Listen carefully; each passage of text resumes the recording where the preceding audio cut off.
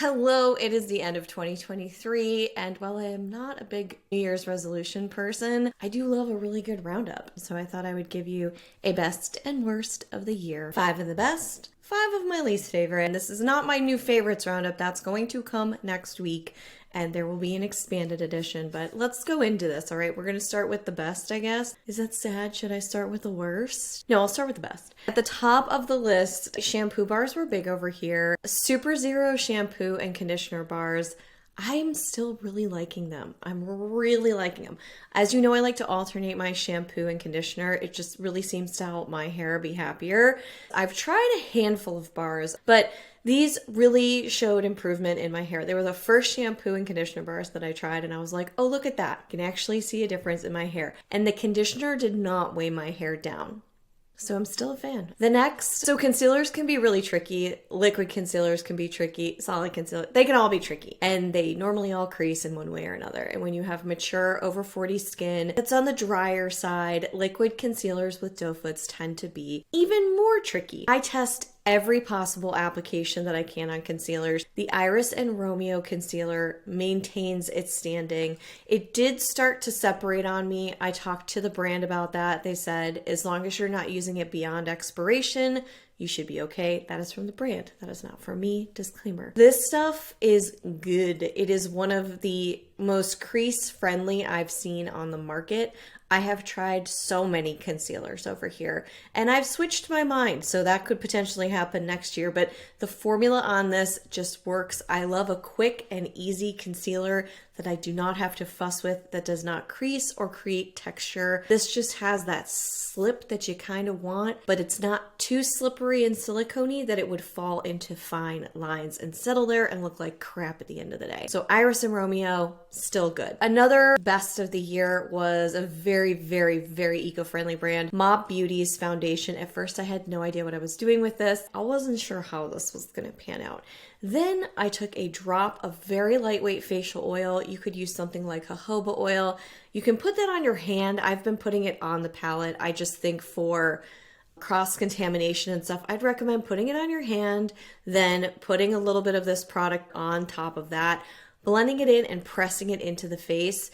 It is a beautiful finish, and there is a strong blurring, which oftentimes we see these words like blurring, plumping, hydrating in the product title alone, and 9 times out of 10 I don't see that follow through for me. This really did follow through, and there's skin loving ingredients in there, and it's just so well packaged. It's better for the planet, so I'm loving it. It's also very, very easy to travel with. I took it with me on a lot of trips this year. Another goodie that actually hasn't had its very own moment over here, but has been incorporated into, like, I don't know, lots of videos, is a cheek and lip tint from Flavedo and Albedo. This is also really eco-friendly. I know I talk a lot about clean ingredients here. I am shifting more and more and more, slowly but steadily, over to eco-friendlier, green, whatever you want to call it. So Flavedo and Albedo, it's on the expensive side, I will say that, but I have been using it every day. It has been on heavy rotation.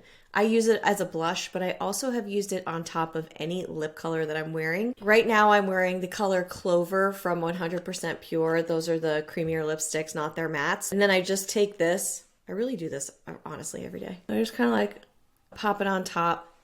It brightens any color. I do lip combinations all the time. I really love having something like this around that I can use with anything. And the other best of the year, I would say, that I have recently discovered is the Glossier foundation. It's just really good. I have been combining it with the Air Perez foundation, not just because of the extra hydration factor, which is really lovely, honestly, during winter, but also because the shade was a little too dark for me. It's a beautiful texture. It wears super well. I'm really pleasantly surprised by that. Now we're going to talk about the not so great performers of the year for me. Just because it didn't work for me does not mean it's not going to work for you. Some of these have insane amounts of rave reviews. So wherever there is a full scorecard back on the site, which is my comprehensive review, I will share that with you. It's more objective. Let's kick it off with the Say foundation. This is their serum foundation. I tried applying this in a lot of different ways. So I would use a brush. I would try a sponge. It wasn't the best performer for me. I recently just used it in another video with, I believe, a sponge and it was a little bit better after prepping the skin. For me, the finish just was not there. And up close, you could see a little bit of patchiness, which is the exact opposite of what you want from a serum foundation. The next is from Kate McLeod. This is a bummer because this is a very eco-friendly option. I might give it a try again, but it was the Lotion Stone, their lotion bar. There are a lot of different lotion bars popping up. I found another new lotion, which is a refillable lotion that comes in an aluminum container from a brand called Uni, I believe. I will follow up on that because that is becoming a very fast contender in that space right now. But back to Kate, I just didn't really like the way that this was sitting on my skin. It felt a little too thick for me. It kind of was a little greasy feeling for me. I just wasn't a big fan of it, and that kind of bummed me out because not only has that been, again, a really strong contender in the space from an eco-friendly perspective, but it's a female-founded company. So it's why I have a heart for these things and I want to keep giving them a try. And again, a lot of people are obsessed with her products, so to each their own. The next, Upcircle Night Cream. I hate doing this again about Upcircle because they're doing wonderful things with eco-friendliness. I've heard better things about other products in their line, but the night cream was just too lightweight for me. I loved the scent of it. I love what they're doing and upcycling, but that was just not a rich enough cream for me. I really need something richer that adheres onto the skin. I've mentioned a few of them over here. I still like the Damn cream, but I have tried a bunch of new ones recently. I just haven't done long-term tests yet. Another one that I really like is from True Botanicals. It's their Chibula cream. That was a lovely one. The other one that really kind of really shocked me, and I don't know why. I guess I just saw too many positive reviews out there. Are they real? I don't know. So the Necessaire deodorant gel. I like it. It's not winning me over versus the Kinko gel that I really like, the gel deodorant that I've been using. But I liked it. It's just in the middle of the day when I wanted to reapply, which I do because I go to the gym in the middle of the day and I don't always have time to jump in the shower after a workout. So I just apply deodorant just to be fresh and clean and smelling good. And this stuff just did not work for me in the middle of the day. It just stopped working for me after a couple of weeks. So I don't really know what happened there. But the Kinko is a great option. Kosas is good. It's not as good as Kinko for me, but it's a good backup if you want something in that gel deodorant space. And then the final letdown was from Kitsch, and the shampoo bars are blowing up on this channel. So Kitsch, I didn't mind the shampoo bar performance-wise. I did not like the scent of the rice water shampoo bar. It smelled very fake to me, like a very artificial vanilla scent that was just off-putting. Again, very subjective. The conditioner combined with the shampoo, it weighed my hair down, and I would have to include a clarifying process throughout the week, which I really don't like to do that if I don't have to because I color my hair, and then that just means I'm gonna have to color it again. And anything to keep it simple. I'm pretty lazy when it comes to these things. So Kitsch was just not a top performer for me, and certainly against Super Zero. Super Zero is definitely more expensive than Kitsch, and I'm not saying that that's going to always mean a product is better. 9 times out of 10, it's the exact opposite of that. Side note, I have been using K18. I don't know if this is a super clean brand.